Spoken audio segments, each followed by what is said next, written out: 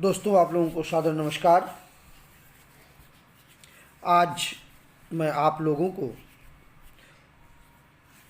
दरोगा भर्ती 2021 के विषय में बताना चाहता हूं कि इसका पैटर्न क्या है। तो क्योंकि आप लोग परीक्षा दे रहे हैं तो पैटर्न समझना आप लोगों के लिए ज़रूरी है, तो वही आज मैं आप लोगों को बताना चाह रहा हूं। आप लोग से निवेदन है कि यदि अभी तक आप लोगों ने मेरा चैनल सब्सक्राइब नहीं किए हैं तो कृपया कर लें, जिससे आने वाले समय में आपको हमारी और वीडियो देखने को मिलती रहे। तो चलिए आगे हम बताते हैं। परीक्षा से पहले सभी उम्मीदवारों को यह ज़रूरी होता है कि परीक्षा में पूछे गए प्रश्न किन किन विषयों पर आधारित होंगे।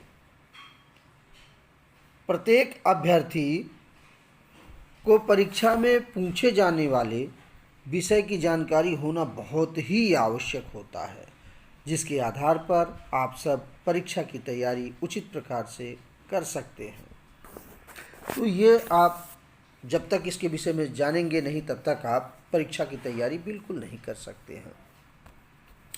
सबसे पहले आपको जानना जरूरी है बोर्ड का नाम क्या है।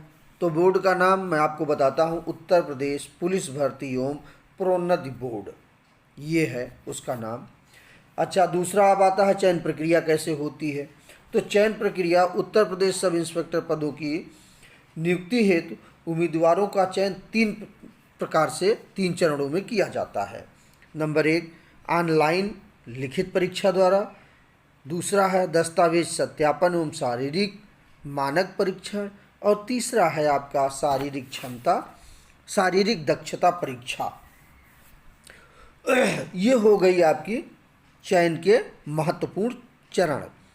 अब आता है परीक्षा पैटर्न आपका क्या कहता है।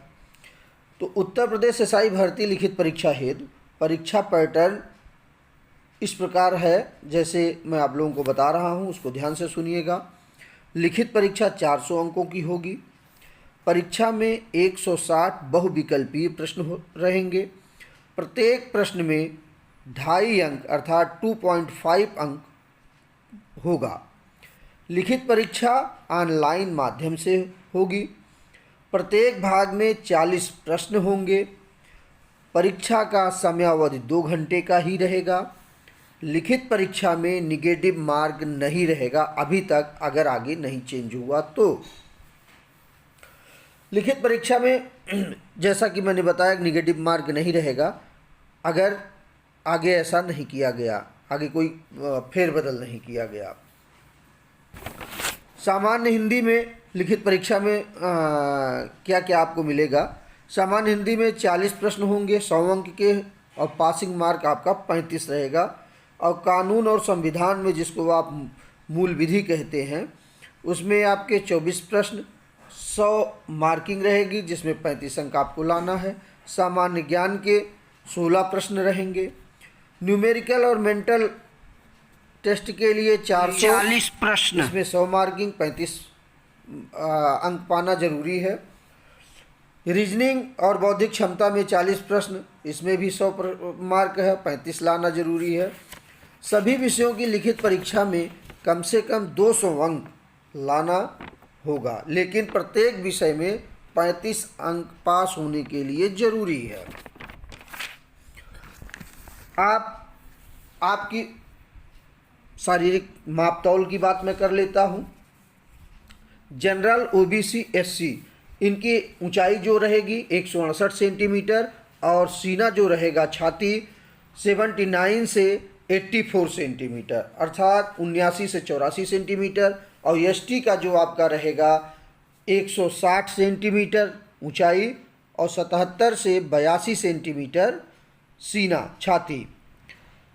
जनरल, ओबीसी, एससी महिला का 152 सेंटीमीटर, इसमें चेस्ट का कोई मतलब नहीं अप्लाई ही नहीं होगा, अप्लीकेबल ही नहीं है।